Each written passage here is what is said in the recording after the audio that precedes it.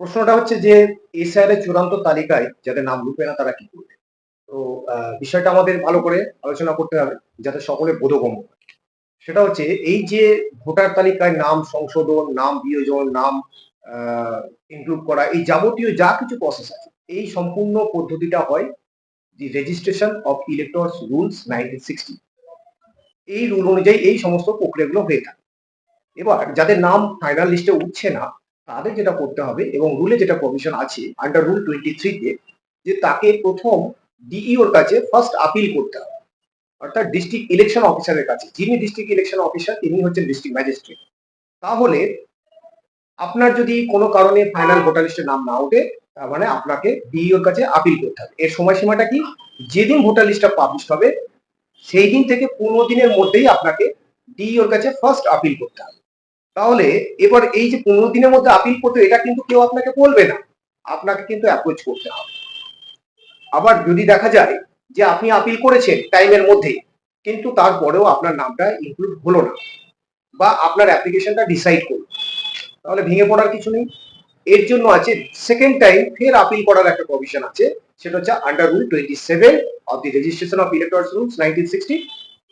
Under 27 rule অনুযায়ী আপনাকে second appeal করতে হবে রাজ্য নির্বাচন কমিশনের কাছে, অর্থাৎ চিফ ইলেকটরাল অফিসারের কাছে।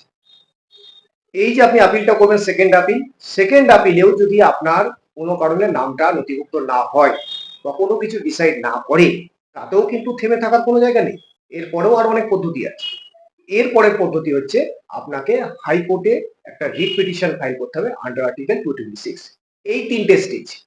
যদি নাম না ওঠে তাহলে আপনাকে যেদিনকে ভোটার লিস্ট পাবলিশ হবে সেই দিন থেকে 15 দিনের মধ্যেই ফার্স্ট আপিল করতে হবে আপনাকে ডিইওর কাছে, অর্থাৎ ডিস্ট্রিক্ট ম্যাজিস্ট্রেটের ইলেকশন ডিপার্টমেন্টে। তাতে যদি নাম না ওঠে তাহলে আপনাকে সেকেন্ড আপিল করতে হবে সিইওর কাছে, রাজ্য নির্বাচন কমিশনের কাছে, সেটা হচ্ছে 30 দিনের মধ্যে। যদি তাতেও নাম না ওঠে তাহলে আপনাকে 90 দিনের মধ্যে কলকাতা উচ্চ আদালতে আপনাকে একটা রিট পিটিশন ফাইল করতে হবে। এবার বিষয়বস্তু হচ্ছে যে আপিলটা কি। আপিলটা হচ্ছে একটা অ্যাপ্লিকেশন, কিন্তু এই আপিলটা মানে এই নয় যে আপনি 2 লাইন বাংলা একটা দরখাস্ত লিখে দিলেন আর আপনার নামটা তুলে দিলেন, তা কিন্তু নয়। এই আপিলে অনেক বিষয়বস্তু লিখতে হয়।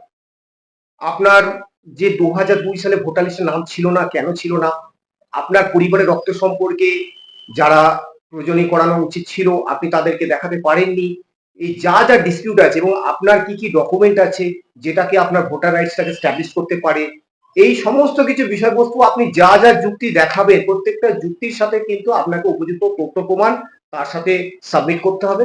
তো এটা আমার ব্যক্তিগত অভিমত যে আপনি এই আপিল প্রসেসটাকে আপনার এলাকা, আপনার পরিচিত কোনো আইনজীবীর সহযোগিতা নিয়ে আপিলটা লেখাবেন। এটা অনেক বুদ্ধিমানের কাজ, কারণ তিনি জানেন, একজন আইনজীবী জানেন কোন মেরিটে কিভাবে কোনটা লিখতে হবে, কতটা লিখতে হবে, কিভাবে বিষয়টাকে উপস্থাপন করতে হবে, যাতে করে এটা প্রমাণ করা যায় যে আপনি একজন জেনুইন ভোটার। তাহলেই আপনার নামটা তোলার একটা সম্ভাবনা থাকবে। তো আপনারা দ্রুততার সঙ্গে আপনার এলাকার আইনজীবীর সাথে সহযোগিতা নিয়ে পরামর্শ করুন। যদি তাতে কাজ না হয় আপনি মহামান্য উচ্চ আদালতে রিট পিটিশন ফাইল করতে হবে। এটা হচ্ছে অন্তিম স্টেজে, তারপরেও আরো অনেক রাস্তা আছে। তো এটাই হচ্ছে বেসিক জিনিস। পাবলিশ হওয়া মাত্র ভোটার লিস্ট আপনাকে 15 দিনের মধ্যে ডিইওর কাছে যোগাযোগ করতে হবে। অসংখ্য ধন্যবাদ শাকির ভাই, আপনার কাছ থেকে অনেক মূল্যবান তথ্য জানতে পারলাম। দর্শক বন্ধুদের জানাবো এবং অনুরোধ করব আপনারা চেষ্টা করবেন এই ভিডিওটাকে শেয়ার করে একটু ছড়িয়ে দেওয়ার, কারণ আমরা চাইবো যারা এই বাংলার স্থায়ী বাসিন্দা তাদের যেন একজনকার নামও যাতে না বাদ যায়। এটা আমরা সকলে মিলে সকলকে সহযোগিতা করব। অসংখ্য ধন্যবাদ। ভিডিওটা শেয়ার করবেন এবং চারিদিকে ছড়িয়ে দেওয়ার চেষ্টা করবেন।